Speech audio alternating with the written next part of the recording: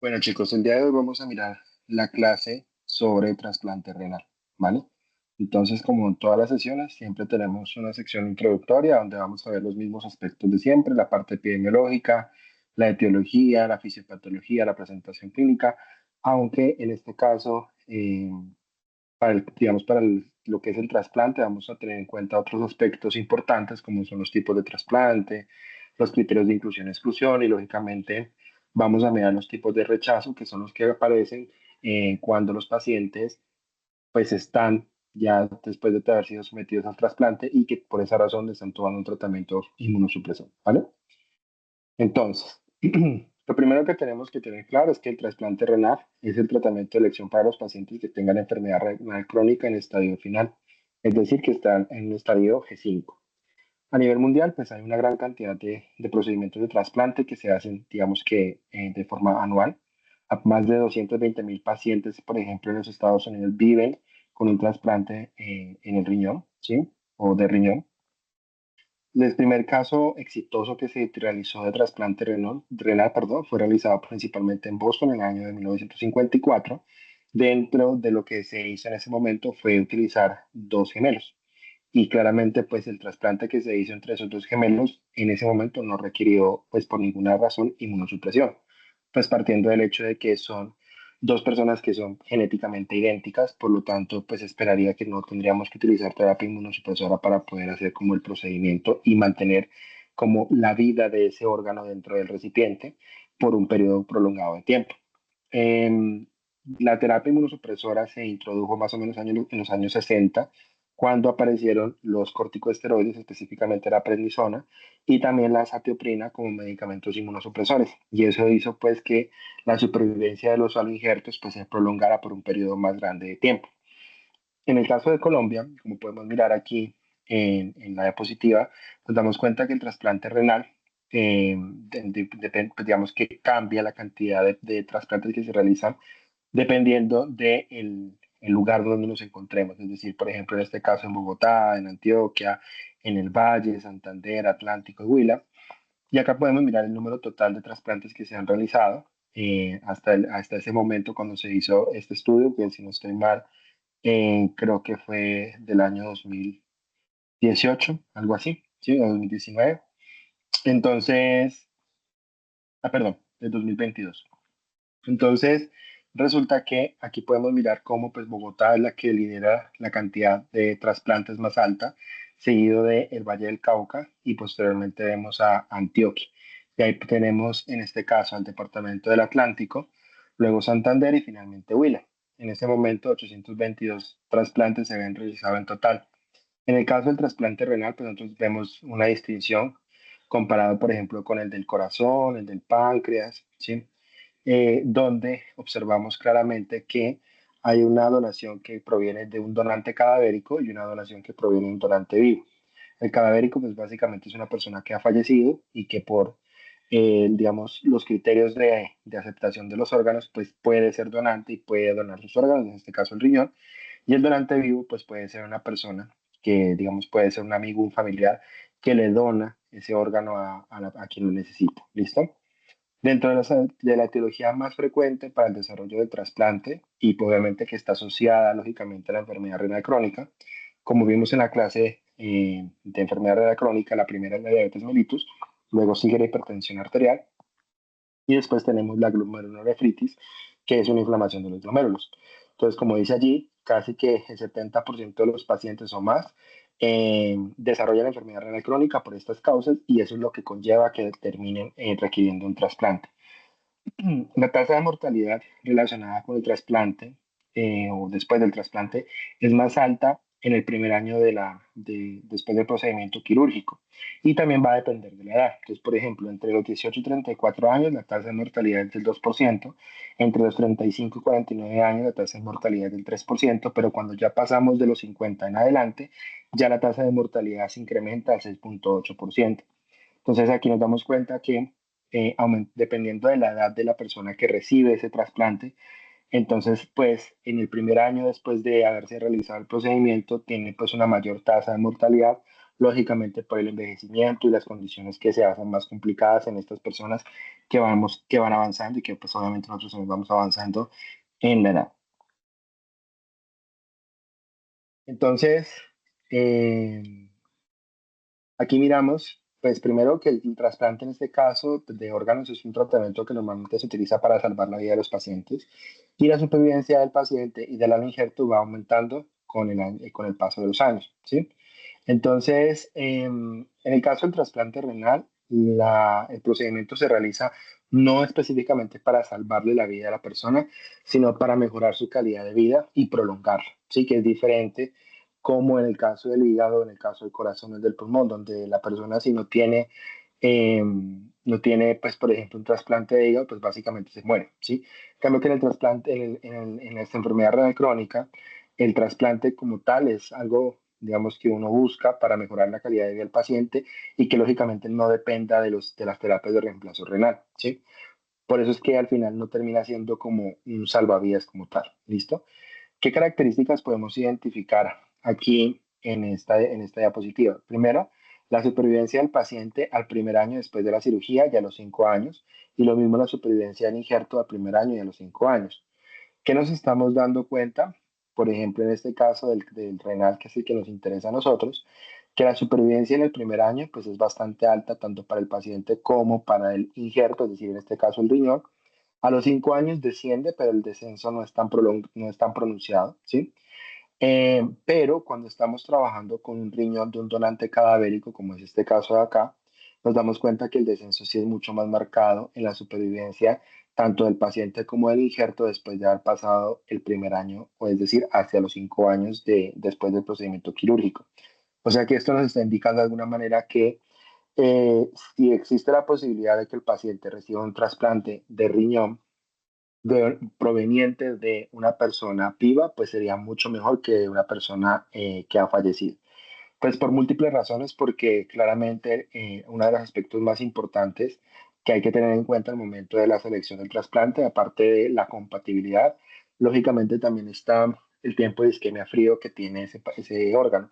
Entre más prolongado sea el tiempo de isquemia, pues lógicamente mayor probabilidad va a haber para que ese órgano se deteriore y con el tiempo, pues, por ejemplo, o sufra de rechazo o por el contrario empiece a dejar de funcionar de forma correcta. Con esto nos damos cuenta definitivamente que los pacientes con trasplante de riñón, por ejemplo, no van a vivir con el riñón nuevo para toda la vida.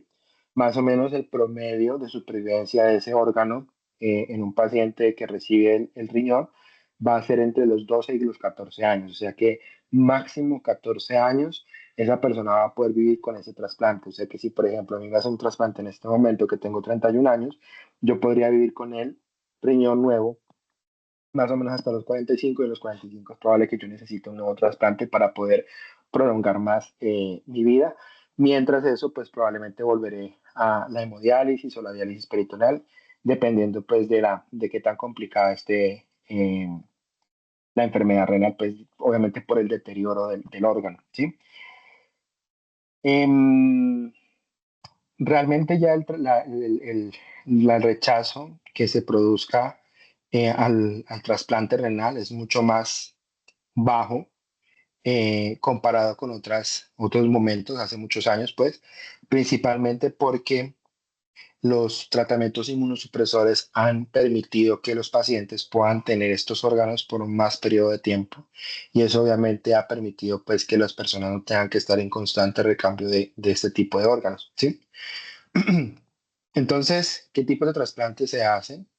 Dentro de los más comunes está el trasplante de corazón, que corresponden a 2.076 trasplantes anuales, 1.815 para el pulmón, para el hígado 6.804, para el riñón son 16.794. También existe o puede llegar a existir el trasplante de cara, el trasplante de mano, el trasplante de páncreas lógicamente se realiza, pero en menor cantidad, y el trasplante de intestinos. Para el año 2022, en el mundo se han realizado 27.952 trasplantes. Claramente de todos estos órganos que estamos viendo aquí, y claramente el órgano que más se trasplanta en los pacientes es el riñón, ¿sí? Básicamente, pues porque digamos que puede ser uno de los más afectados de los órganos en los pacientes con enfermedades cardiovasculares o metabólicas, pero también porque es uno de los órganos que más fácilmente puede ser, digamos, como reemplazado y que puede aparecer como con mayor facilidad comparado pues con un corazón, ¿sí? Mm. Entonces, resulta que algo muy importante que se debe tener en cuenta son los criterios de inclusión y exclusión para los pacientes que van a ser sometidos al trasplante renal. Los criterios de inclusión, por ejemplo, son pacientes con enfermedad renal crónica que estén en estadios de G4 a G5, es decir, que tengan una tasa de filtración glomerular menor a 30 mililitros por minuto por 1,73, ¿sí? Y que pues claramente pueden estar también ya en proceso de diálisis peritoneal o de hemodiálisis. Dentro de las contraindicaciones absolutas que se encuentran, pues está las enfermedades crónicas, el tabaquismo, el cáncer, el abuso de sustancias psicoactivas, las infecciones activas, los trastornos psiquiátricos, los factores psicosociales y el hiperparatiroidismo severo. Mm, En este caso, por ejemplo, las enfermedades crónicas que pueden afectar la supervivencia y reducirla a 2 años, la del paciente, pues lógicamente esas personas no van a ser candidatos para recibir el órgano. Por ejemplo, pacientes que tengan cirrosis en estadio final, pacientes que tengan enfermedades neurodegenerativas, enfermedades pulmonares muy fuertes que, como les digo, la expectativa de vida de esos pacientes no va a ser más de 2 años. Pues claramente en esas personas no se va a realizar el trasplante renal, básicamente porque pues podría ser un poco un desperdicio del órgano, podría decirse. Eh, el tabaquismo, los candidatos deben abstenerse del consumo del tabaco al menos un mes antes del trasplante y posterior a este, pues claramente no pueden volverlo a consumir porque como nos hemos dado cuenta, el tabaquismo no solamente afecta al órgano, sino que también afecta las terapias inmunosupresoras. Los pacientes que tengan cáncer activo, entonces en este caso lo que se hace es que el paciente primero se debe tratar, eh, pues digamos, en la patología, en este caso el cáncer, y después de que se haya tratado y que el paciente se haya recuperado, entonces más o menos que hayan pasado unos 2 a 5 años, entonces puede ser candidato directamente para realizarse el trasplante. Las sustancias psicoactivas también van a hacer un papel, digamos que similar al del tabaquismo, solamente que en este caso, pues la dependencia de las drogas va a hacer que la persona probablemente no cumpla con los requerimientos y los requisitos después del trasplante para mantener pues el órgano vivo y saludable y pues lógicamente eso va a influir en que ese órgano se vaya deteriorando mucho más rápido. Las infecciones activas, antiguamente las pacientes que estaban infectados con VIH o hepatitis no se podían realizar trasplante. ¿Por qué razón? Pues porque el riesgo de que cuando se colocara la terapia inmunosupresora en el paciente era tan fuerte que probablemente puede hacer que el paciente que recibe el órgano podría reactivarse, por decirlo así, sus infecciones y lo podría prácticamente matar.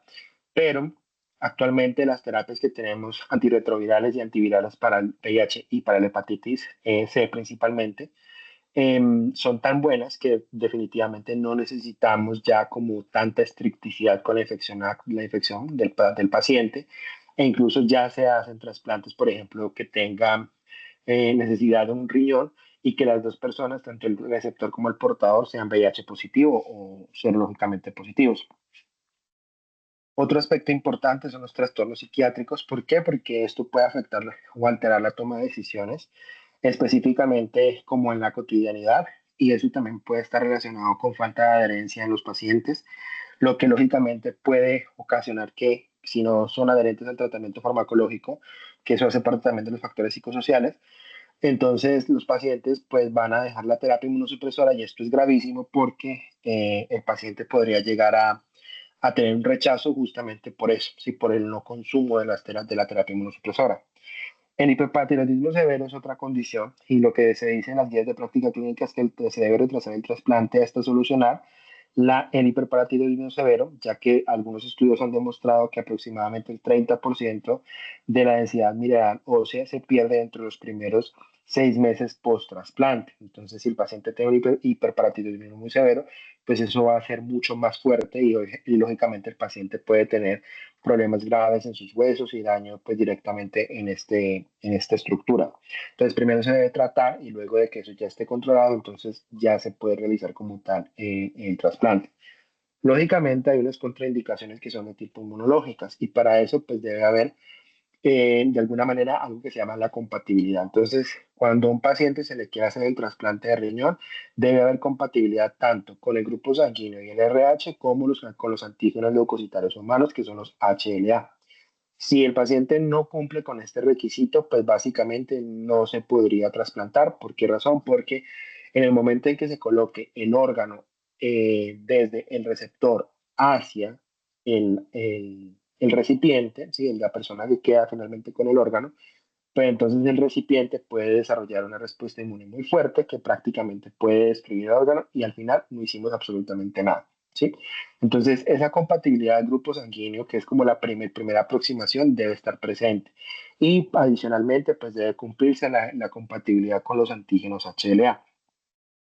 Los antígenos HLA son unas estructuras que están, bueno, digamos que son proteínas que están en las células del donante, sí, eso, de hecho todo lo tenemos, solamente pues en este caso nos estamos refiriendo a las células del donante que están en los órganos del donante, y en este caso esos antígenos HLA están codificados en unas regiones cromosómicas que son bastante polimórficas, es decir, que cambian constantemente entre las diferentes personas. Y entonces, si no se hace una prueba de compatibilidad con respecto a esto, pues básicamente las personas podrían recibir un órgano que no es adecuado para ellos. Los antígenos HLA pueden ser de dos tipos, los clase 1 y los clase 2. Los clase 1 lógicamente van a ser los más frecuentes y son los que hacen referencia al complejo mayor de histocompatibilidad 1 y los clase 2 son los que hacen referencia pues al complejo mayor de histocompatibilidad 2. O sea, los clase 1 son los HLA o HLB y los que son clase 2 son los HLA y HLBR, ¿sí? Hay digamos, antígenos importantes que podrían llegar a generar algún tipo de rechazo que se llamarían antígenos no HLA. ¿Por qué son no HLA? Porque no hacen referencia a estos que estamos refiriéndonos, sino que son otro tipo de antígenos que pueden estar, por ejemplo, presentes en la superficie de las células endoteliales, que son muy poco inmunogénicos, pero que en algunos casos pueden llegar a desarrollar la inmunogenicidad en los pacientes. Entonces, los trasplantes pueden ser de varios tipos, pueden ser entonces, si es halogénico, quiere decir que proviene de otra persona, ¿cierto? Y el autólogo es cuando el órgano se utiliza sobre la misma persona. Entonces vamos a primero al halogénico.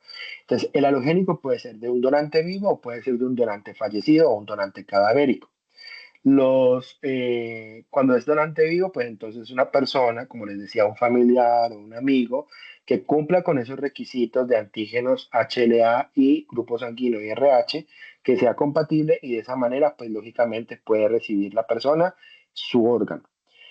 Esta estrategia, pues primero es una mayor posibilidad para un resultado exitoso porque es el que de alguna forma pues es más rápido, ¿sí?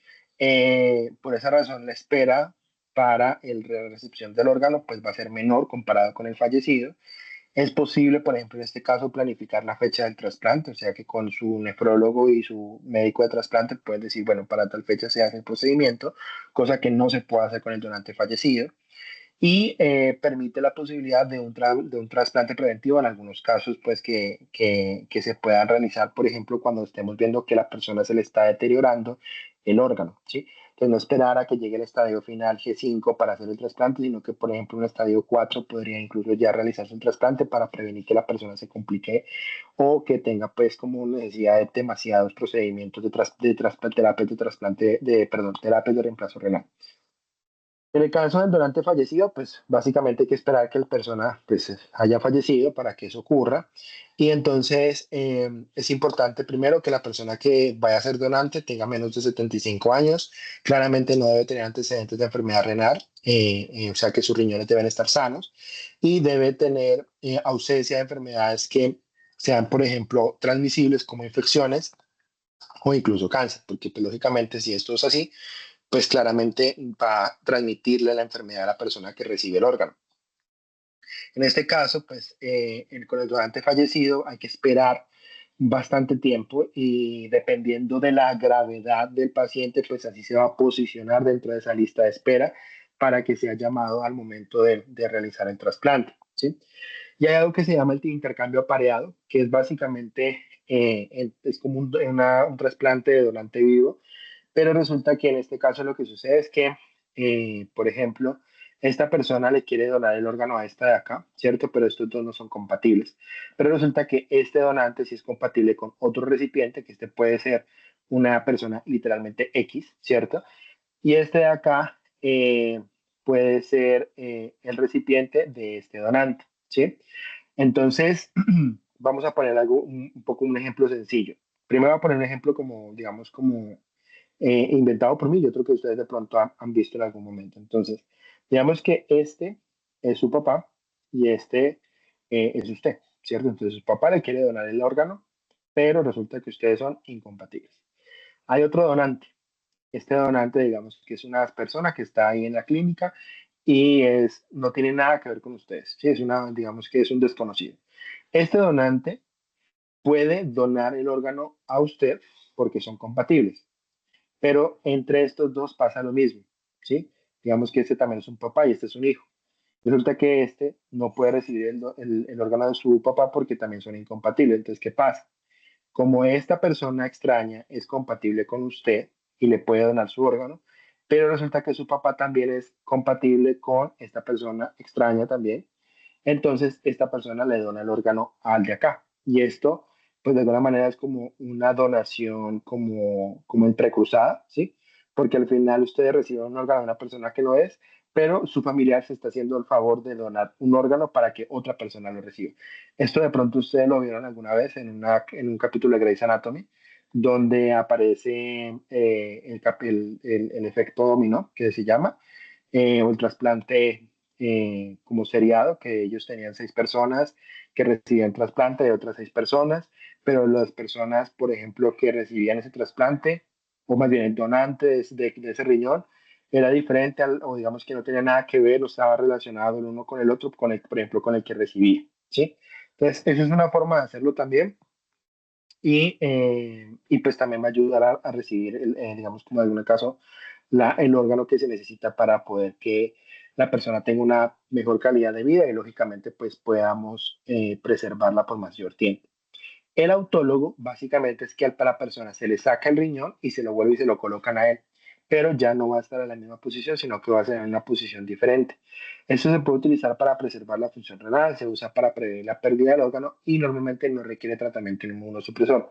Cuando el trasplante es autólogo, es decir, que el órgano o las células provienen de usted mismo y se las pone usted mismo otra vez, normalmente ese tipo de trasplantes no requieren terapias inmunosupresoras y si las requieren, pues lógicamente van a ser mucho más, menos agresivas. ¿Sí? ¿Por qué razón? Pues porque el órgano y el tejido al final es de usted, ¿sí? Entonces no debería haber ningún tipo de rechazo. Antes del trasplante, digamos que aquí debe haber siempre una evaluación muy completa, ¿sí? Esa evaluación requiere un equipo multidisciplinario donde esa persona pase por una gran cantidad de profesionales que evalúan como tal la capacidad que va a tener esa persona para recibir y lógicamente para cuidar ese órgano. ¿Sí? Entonces lo ve el psicólogo, el psiquiatra, él lo ve lógicamente el nutricionista, lo ve el médico y todos ellos, pues la idea es que en conjunto lo ayuden o la ayuden para que la persona pueda tener con éxito su tratamiento. Obviamente dentro de ese equipo debería estar el químico farmacéutico porque ellos nosotros hacemos cargo lógicamente de la parte de la farmacoterapia que proviene después. Em, Durante el trasplante, digamos que hay unas cosas importantes que tienen que ver con las arterias que se utilizan y las venas que se utilizan para conectar el nuevo órgano, pero esto ya es más relacionado con la parte médica y esto lo dejo como, digamos, como para que ustedes lo conozcan, ¿sí? Después del trasplante es importante tener una cosa muy clara y es que Después de que se realice el procedimiento, los pacientes probablemente van a requerir hemodiálisis durante al menos unas 48 horas posteriores al procedimiento. ¿Por qué razón? ¿Por qué? Pues porque a pesar de que la persona ya tiene el riñón nuevo, no quiere decir que inmediatamente ese riñón va a empezar a funcionar. Es probable que tarde un poco antes de que vuelva a reactivarse para que pueda funcionar correctamente. ¿Sí? Entonces, como su capacidad de eliminación y filtración todavía no está al 100, es importante que se utilicen estos procedimientos de hemodiálisis por un periodo de tiempo que puede ser 48 horas o un poco más dependiendo de el paciente para eliminar sustancias y electrolitos que pueden acumularse, como por ejemplo el aumento de la concentración del potasio, porque entonces desarrollan hipercalemias que pueden generar arritmias en los pacientes. Lógicamente, eh, digamos que los pacientes cuando se trasplantan, ellos pueden, digamos, dentro de los primeros días o los primeros, digamos, sí, las primeras semanas, ellos ya pueden empezar a tener una buena capacidad funcional, ¿sí? Entonces, es decir, la tasa de filtración glomerular puede empezar a funcionar, pero algunas, digamos, indicadores como la creatinina sérica y el nitrógeno ureico pueden permanecer elevados durante unos días o semanas o incluso algunos meses. Y entonces hay que estar supervisando estos valores para ver cómo está el comportamiento del órgano. Hay que tener en cuenta que las fórmulas que se utilizan para predecir o, digamos, ajustar las dosificaciones de los medicamentos se basan en la creatinina sérica que esté estable. Entonces, si de pronto hay alguna alteración o fluctuación en la concentración de la creatinina, pues entonces hay que tener cuidado con la dosificación porque podemos hacer una sobreestimación de la dosis y darle a un paciente una dosis que no necesita o más, o incluso puede ser menos también. Menos también. Aunque el aloinjerto puede eliminar, como les decía, las toxinas urémicas del cuerpo, pueden pasar varias semanas hasta que realmente resuelvan otro tipo de complicaciones fisiológicas que ya tenían los pacientes con la enfermedad renal crónica, como por ejemplo la presencia de anemia, el desequilibrio del calcio y del fosfato, el perfil de lípidos alterado. Entonces, tenéis que tener en cuenta que, por ejemplo, la producción renal de eritropoyetina, la producción de la, de la, de la vitamina D, ¿sí? Puede retardarse en los pacientes, digamos que puede pasar algunas semanas antes de que esto se estabilice. Entonces es probable que los pacientes tengan que tomar sus suplementos de calcio o la vitamina D o tengan que recibir todavía tratamiento con eritropoyetina hasta que el paciente realmente pues ya tenga sus niveles normales y de esa forma pues entonces ya podríamos decir que pues sí, que ya la persona no necesita el tratamiento porque su órgano ya está funcionando completamente. Algo muy importante que se debe tener en cuenta es la función retardada del injerto, que normalmente se caracteriza por la necesidad de diálisis en la primera semana postoperatoria. Entonces, y algo que digamos que también se debe considerar es que la incidencia de la función retardada del injerto en los pacientes con trasplante renal principalmente donante fallecido, puede alcanzar como una incidencia más o menos entre el 10 al 50%, o sea que pues es bastante alta. Y normalmente, como digamos que esto genera un retorno lento a las funciones excretoras metabólicas y sintéticas del riñón. Esto también, pues, obviamente se va a asociar con una hospitalización prolongada, mayores costos, dificultad para manejo de la inmunosupresión, rehabilitación más lenta del paciente, menor supervivencia del injerto. Entonces, esto podría confundirse, por ejemplo, con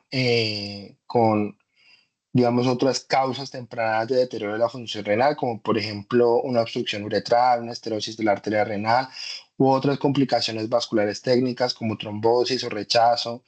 Y realmente esto no es lo que está, digamos, no es lo que está desencadenando como tal la función retardada del injerto. La principal causa de la función retardada del injerto, que se abrevia como DGF, es la necrosis tubular aguda. Y esta necrosis es mayor cuando los riñones se obtienen de donantes que han sufrido, por ejemplo, recientemente paros cardíacos, aquellos que estaban hipotensos antes de, ¿sí? Y que tomaban vasopresores pues, para mantener la presión arterial, o por ejemplo, pacientes que son donantes de mayor de 55 años. Entonces, esto podría estar asociado al desarrollo de esa necrosis tubular aguda que obviamente desencadenaría esa función retardada del injerto, ¿sí? Algunas veces se ha visto que el tacrolimus y la ciclosporina podría llegar a generar esa necrosis tubular aguda, pero hasta el momento no se ha establecido como que realmente eso sea una relación causal pues, entre los inmunosupresores y la función retardada del injerto. Entonces, pues no podríamos decir que es exclusivo de ello. Y obviamente, pues esa función retardada del injerto predispone a los pacientes al rechazo agudo, posiblemente como consecuencia de la disminución de las concentraciones del inhibidor de la calcineurina y una reducción resultante pues de la inmunosupresión, porque pues claramente nosotros al pensar que los inmunosupresores son los que están generando el daño, en este caso el tacrolimus, porque tiene un efecto nefrotóxico, entonces, como lo tenemos a él como el causante, lo que hacemos es, ok, hay que bajarle la dosificación y al bajarle la dosis lo que estamos haciendo es permitiendo que el paciente desarrolle con mayor facilidad un rechazo a ese órgano. Entonces, la idea es no hacerlo como de esa forma porque, o utilizar otras estrategias más bien para prevenir que eso ocurra. Entonces, lo que yo he visto, por ejemplo, en las clínicas, principalmente en Fundación Valladolid, es que el paciente después de que sale del trasplante no recibe el tacrolimus de una, sino que recibe tratamiento inmunosupresor con micofenolato y con un glucocorticoide, que puede ser metilprednisolona intravenosa mientras tanto, pero que después puede pasar a tratamiento oral con prednisolona o prednisona, ¿sí? Ya después de que el paciente se le estabiliza un poco la creatinina sérica, entonces ahí sí le colocan el tacrolimus y obviamente hacen un monitoreo constante de sus niveles y lógicamente de la función renal para evitar o de pronto evidenciar pues que la persona vaya a generar un daño renal producto del uso del medicamento. El mayor riesgo de la supervivencia, como lo vimos a corto plazo, pues es el rechazo agudo y para minimizar ese potencial de daño o de rechazo se debe monitorear a los pacientes. ¿Qué le debemos medir a los pacientes? El recuento sanguíneo completo, la concentración sérica de electrolitos, principalmente sodio, potasio, calcio y fósforo, la concentración de creatinina, el BUN, la urea y también claramente la concentración de fármacos, principalmente cuando los fármacos son nefrotóxicos, ¿sí? Por ejemplo, si el paciente está tomando algún tipo de antibiótico o algún tipo de medicamento que pueda hacerle algún daño al riñón. Pasados los primeros 3 meses de seguimiento, estos parámetros ya puede irse reduciendo, digamos, como a una evaluación quincenal o mensual, y ya después de eso, incluso los pacientes vienen cada 2 o 3 meses a la revisión digamos, de control con el médico de trasplante o al nefrólogo. El rechazo al trasplante ocurre casi que digamos que ya no con tanta frecuencia como les dije hace un instante, pero la creatinina sérica o cómo se evidencia que un paciente está teniendo un rechazo, porque la creatinina sérica se aumenta un 30% sobre la línea base, es decir, si estaba en 1.1 y se incrementó un 30%, pues entonces eso puede ya estarnos dando un indicio de que la persona está presentando algún tipo de rechazo. Aparte de eso, puede ser con o sin reducción de la diuresis, es decir, del flujo de orina, y puede aparecer durante los primeros 6 meses post-trasplante. Sí, eso aplica para casi que cualquier tipo de rechazo, aunque vamos a ver que hay diferentes tipos de rechazo. El diagnóstico para esto se emplea normalmente la ecografía Doppler, la cual les permite pues, encontrar cambios en la vasculatura renal, en el flujo sanguíneo renal, si hay obstrucciones urinarias o presencia de acumulaciones digamos, como ¿qué es? De sustancias que estén obstruyendo el flujo de orina, la presencia de hematomas que estén asociados a sangrados. ¿Cuáles son las causas de este rechazo? La lesión tubular aguda, la toxicidad por la calcineurina, nefropatía por virus BK, que es uno de los que más afectan a los pacientes, o las enfermedades glomerulares recurrentes. Pero nos damos cuenta claramente que el rechazo pues, va a estar originado principalmente por la respuesta inmunológica del paciente, ¿cierto? Entonces, ¿qué tipos de rechazo nosotros encontramos? Básicamente son dos, rechazo celular y rechazo mediado por anticuerpos. El rechazo celular puede ser agudo y crónico, ¿sí? Y el rechazo mediado por anticuerpos puede ser hiperagudo, agudo y crónico. Entonces, repito, el rechazo celular puede ser agudo y crónico, ¿sí? Y el rechazo mediado por anticuerpos puede ser hiperagudo, agudo y crónico. ¿Listo?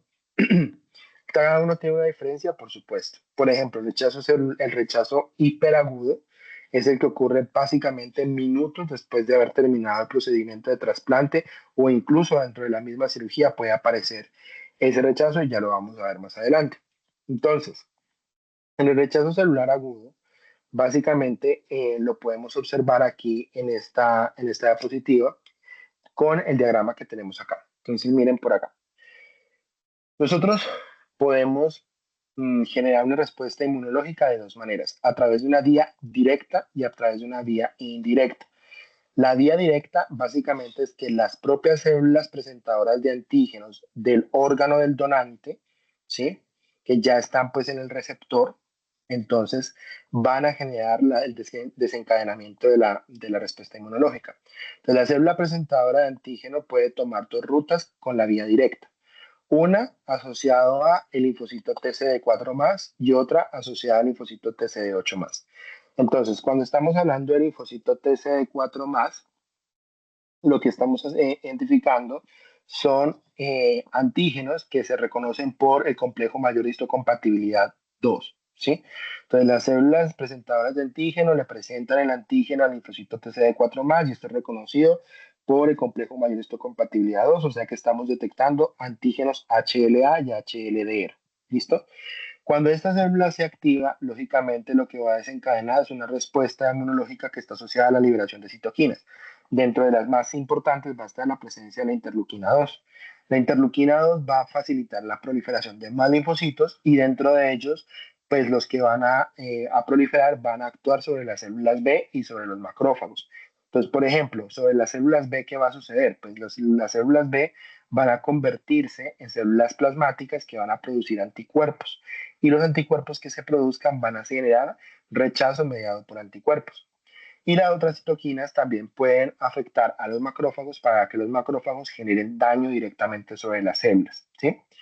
En el caso de la vía directa, pero asociada a linfocitos TCD8 más, el antígeno que presentan estas células presentadoras de antígeno halogénicas, o sea que son del donante, van a ser reconocidas específicamente por el complejo mayor histocompatibilidad tipo 1, donde van a detectar los antígenos HLA y HLB. ¿Y qué es lo que genera esto? Pues básicamente que las células T activen a las células T citotóxicas y a las células T lo que van a generar es daño directamente sobre las células y lo que van a producir es rechazo celular. ¿Sí? Estos linfocitos T atacan a las células del donante, o sea, del órgano que ya tiene el recipiente. Y pues como las ataca, las destruye, pues lógicamente las va a deteriorar el órgano y eso se llama rechazo celular. La vía indirecta o se ocasiona o se produce con una propia célula presentadora de antígeno. Esta célula ya no es del donante, sino que es del receptor, es de quien recibió ese órgano. Entonces, digamos que funciona tal cual como otro tipo de enfermedades inmunológicas, como la artritis, ¿sí?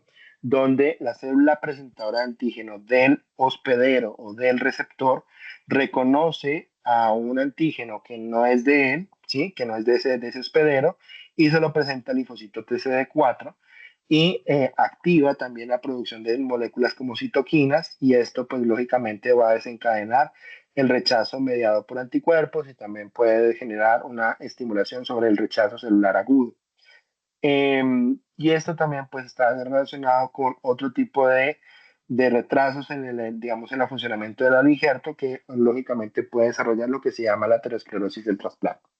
Entonces, en el rechazo celular agudo, como lo hemos visto, es causado por linfocitos T del receptor, los cuales van a reconocer, ¿cierto?, a esos HLA que están en el donante y lógicamente van a desencadenar, pues, lógicamente la respuesta inmunológica. Los síntomas y los signos que se identifican en los pacientes que tengan rechazo celular agudo es la presencia de fiebre, el dolor en el área del trasplante, la disminución de la función del órgano trasplantado, porque se incrementa la concentración de creatinina sérica. ¿Cómo se hace el diagnóstico? A través de una biopsia y donde se identifica el grado de rechazo y el ajuste, pues qué tratamiento que se debe hacer a la parte inmunosupresora. En la biopsia, ¿qué se va a identificar cuando hay rechazo celular agudo? Pues principalmente lo que se va a encontrar es infiltración de células del sistema inmune, ¿sí? O sea, vamos a encontrar células que están en los órganos y que pues obviamente van a estar asociadas a la presencia del rechazo. El rechazo mediado por anticuerpos, entonces en este caso lo que tenemos es que hay presencia de anticuerpos dirigidos contra los antígenos HLA que están presentes en ¿dónde? En el endotelio vascular del donante, ¿sí? Es decir, en el endotelio vascular del órgano que recibió una persona, ¿cierto? Eh, este tipo de rechazo normalmente aparece a los 3 meses o dentro de los 3 meses después del trasplante. El rechazo celular agudo normalmente aparece, digamos que en cualquier momento de la vida del injerto, pero puede incluso aparecer en las primeras semanas del trasplante. ¿Sí? Em, ¿Qué características tenemos en el rechazo mediado por anticuerpos?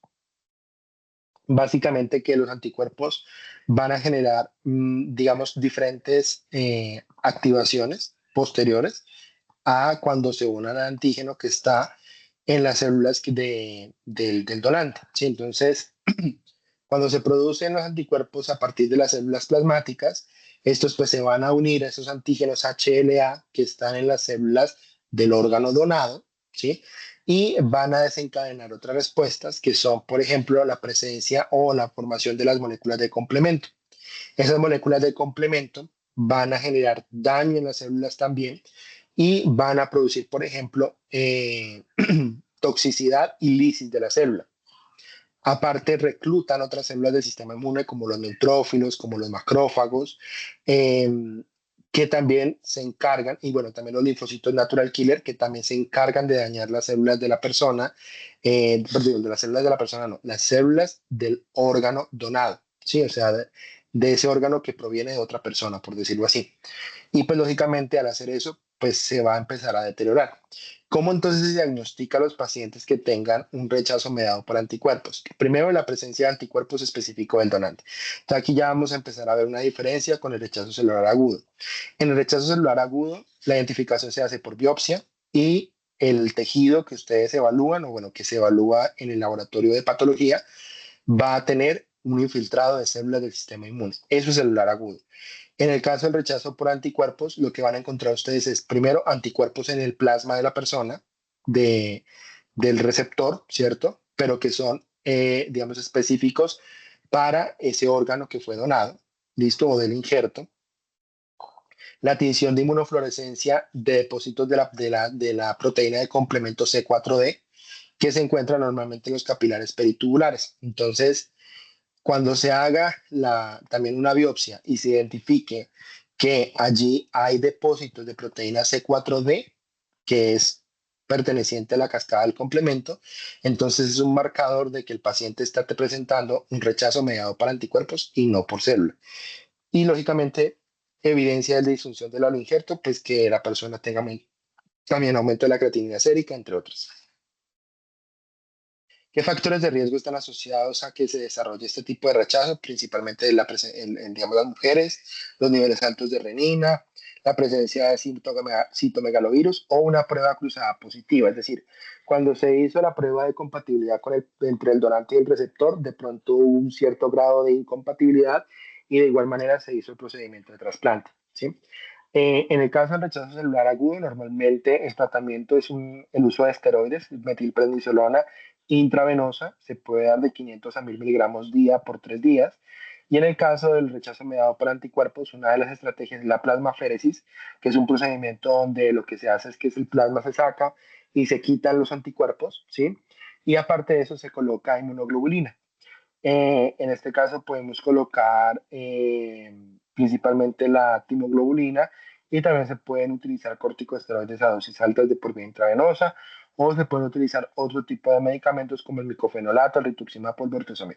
Lo más común es que se utilice la plasmaféresis y se coloque la timoglobulina como medicamento depletor para pues, reducir la cantidad de anticuerpos que se producen. En el rechazo hiperagudo, normalmente este ocurre dentro de pocos minutos después del procedimiento quirúrgico y es porque el paciente ya tiene preformados unos anticuerpos contra el órgano que va a recibir ese receptor. Entonces, como yo les explicaba, creo que en clase eso lo discutimos ese día, pues cómo es que una persona que no ha recibido un órgano ya ha desarrollado anticuerpos contra ese órgano de forma prematura, ¿sí? Y entonces, la razón principal es que esas personas no son cualquier persona, por decirlo así, es decir, esas personas que generan rechazo hiperagudo es porque tienen unas características que hacen que puedan tener de alguna forma preformados sus anticuerpos y atacar los órganos al momento del trasplante. Uno de ellos son los pacientes que estén por segunda o tercera vez recibiendo un trasplante, ¿sí? Ya no sea la primera vez, sino que ya es una segunda o tercera vez. Esas personas son pacientes de alto riesgo. Las personas que han recibido transfusión de sangre, ¿sí? Porque han sido expuestas a otro tipo de sustancias que pueden estimular al sistema inmune, ¿sí? De antígenos, y entonces eso puede desarrollar esos anticuerpos que pueden reconocer más adelante cuando se haga un trasplante de órgano a esos antígenos que probablemente tienen algún grado de homología y pues obviamente genera el daño. Las mujeres embarazadas obviamente le pueden pasar esos anticuerpos a su hijo y de esa forma también pueden desarrollar este rechazo hiperagudo y también la presencia de infecciones por virus, ¿sí? El daño pues está mediado por citotoxicidad dependiente de células o anticuerpos y por la activación del complemento. Como en este caso el anticuerpo va a atacar a las células del órgano donado, pues lo puede hacer de muchas maneras. Una es activando más células del sistema inmune para que ataquen esas células del donante. Y obviamente otra a través de la activación de la cascada del complemento, que eso también genera citotoxicidad. Es menos común en el riñón y en el corazón, pero puede llegar a suceder. Y la disfunción del injerto normalmente se trata con soporte médico y cuando es, digamos que de alguna manera imposible de revertir, el paciente requiere un nuevo trasplante. Y la aterosclerosis del trasplante se caracteriza por un estrechamiento de las arterias que normalmente irrigan el injerto, en este caso pues la arteria renal, por poco flujo sanguíneo y pues lógicamente que eso genera disfunción del órgano, ¿sí? Pues porque si como la arteria se hace más estrecha, se hace la luz del vaso más pequeño, entonces no pasa tanta sangre y si no hay una buena irrigación sanguínea, pues lógicamente el órgano empieza a deteriorar. Dentro de los síntomas que se pueden identificar, por ejemplo, está la presencia de disnea, fatiga, dolor en el pecho y en los miembros inferiores, y el diagnóstico se hace a través de un procedimiento con angiografía. El tratamiento se hace con inmunosupresores, algunas veces se puede hacer angioplastia o colocación de stent en la arteria renal, o en algunos casos, pues definitivamente el paciente requiere un nuevo trasplante. Entonces, teniendo en cuenta esto, pues nosotros podemos tener, digamos que después de un trasplante las personas pueden recibir el tratamiento inmunosupresor, y ese tratamiento inmunosupresor tiene que quedar claro que es para toda la vida, ¿sí? Y lo que tenemos que, digamos que el objetivo final de este tratamiento va a ser prevenir el rechazo de ese órgano. ¿Hay factores que condicionan el riesgo de rechazo? Sí. Por ejemplo, hay pacientes de bajo riesgo y pacientes de alto riesgo. ¿Cuáles pacientes son de alto riesgo? Pacientes que tengan múltiples incompatibilidades de los antígenos HLA, paciente donde el recipiente es más joven que el donante, los pacientes que son afroamericanos, ¿sí?